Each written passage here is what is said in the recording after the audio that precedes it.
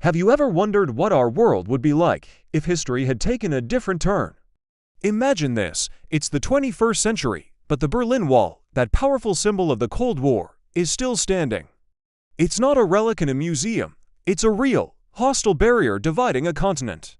This single change, the wall never falling, would create a reality so different from our own, it's almost unrecognizable. In this alternate timeline, the Cold War didn't end, it just revolved. The world's political map would be frozen in that old, familiar bipolar struggle. The United States and the Soviet Union would still be locked in a tense ideological and military staring contest. Remember that peace dividend everyone hoped for after 1991? It never happened. Instead, both superpowers would be pouring massive, crippling amounts of money into their defense budgets. NATO and the Warsaw Pact wouldn't be historical footnotes. They'd be fully active, heavily armed, and staring each other down across a fiercely guarded Iron Curtain. But for the wall to remain standing, something fundamental must have changed within the Soviet Union itself. The reforms of Mikhail Gorbachev, perestroika, and glasnost, were the catalysts for the wall's fall, would have to have been crushed, reversed, or perhaps never even started. This points to a much harsher, more repressive Soviet state, one that brutally suppressed any whispers of independence. The Soviet Empire might have stayed intact, but it would be brittle, held together by sheer force. And what about Germany? It would remain a nation perpetually divided, a heavily armed frontier between two worlds. The rest of Eastern Europe would stay locked behind the Iron Curtain, denied the political and economic freedoms they gained in our timeline. The European Union, if it even formed in the same way, would be smaller, constantly on edge, and far more focused on military defense than on economic unity. The world would be a simpler, but far more dangerous place, with the constant, terrifying threat of a direct superpower conflict hanging over everyone's heads. Now, let's talk about technology. The relentless Cold War competition would have a strange, mixed effect on innovation. On one hand, military technology would have advanced at a breathtaking pace. Imagine next-generation cyber warfare, impenetrable missile defense systems, and surveillance technologies that make today's look primitive. The space race wouldn't have fizzled out. It would have intensified, with both sides vying for strategic dominance in orbit. Think military bases on the moon and weaponized satellites, but there's a dark side to this. The global scientific collaboration that has been so vital for tackling challenges like climate change or pandemics would be practically non-existent.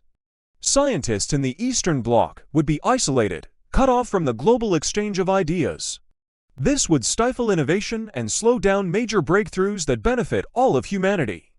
And what about the tech in your pocket? The internet and mobile phones might have been delayed significantly. Without the flood of investment and ideas into the former Eastern Bloc, and with Soviet tech focused on military rather than consumer use, the global tech boom we know would look very different. Life for ordinary people would be worlds apart from what we know. In the East, citizens of East Germany and the Warsaw Pact nations would continue to live under the constant watch of an authoritarian state. The secret police, the Stasi, wouldn't be a memory. They'd be a present-day terror. Forget traveling the world. Leaving the country would be nearly impossible. The streets, lined with drab, uniform buildings, would lack the vibrant consumer culture of the West. Art, music, and film would be strangled by censorship, creating a culture of conformity and fear. Meanwhile, in the West, life wouldn't be a utopia either. The constant high alert and the looming specter of nuclear war would create a deep, pervasive sense of anxiety. Civil liberties might be chipped away in the name of national security. Pop culture would be saturated with Cold War paranoia, spy thrillers, anti-communist propaganda, and the ever-present fear of the bomb. It would be a society shaped by a kind of cultural tension that our generation has, for the most part, thankfully forgotten. The dream of universal human rights would clash with the reality of state repression in the East, the incredible cultural diversity that came from waves of post-Cold War migration. It simply wouldn't have happened, leading to more rigid, less tolerant societies on both sides of the wall. This single historical event would send ripples across the entire globe. The United States would never have its unipolar moment as the world's sole superpower. Its focus would remain laser-fixed on the Soviet threat, meaning conflicts in other parts of the world, like the Middle East or Africa, might have been ignored or, worse, inflamed. These regional hotspots would remain proxy battlegrounds, with the US and USSR backing opposing sides, fueling endless cycles of war and instability for their own geopolitical gain. And what about the rise of China? It would be a completely different story. With the Soviet Union still a major communist power, China might have found itself in a complex three-way struggle for influence. Would it have reformed its economy so aggressively? Or would it have aligned with one superpower against the other, creating an even more volatile global dynamic? So, this is the world without the fall of the Berlin Wall. A world politically frozen in a dangerous standoff. A world where technology is driven by military ambition, not human connection.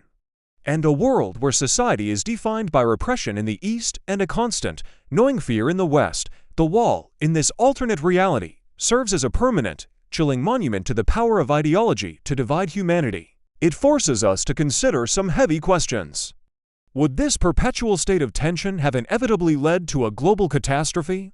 Or could the shared fear of total annihilation have created a kind of permanent, if terrifyingly fragile, peace?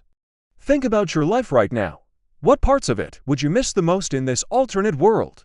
What do you think? Is humanity destined to always find new ways to divide itself? Let us know your thoughts in the comments below. We'd love to hear your take on this.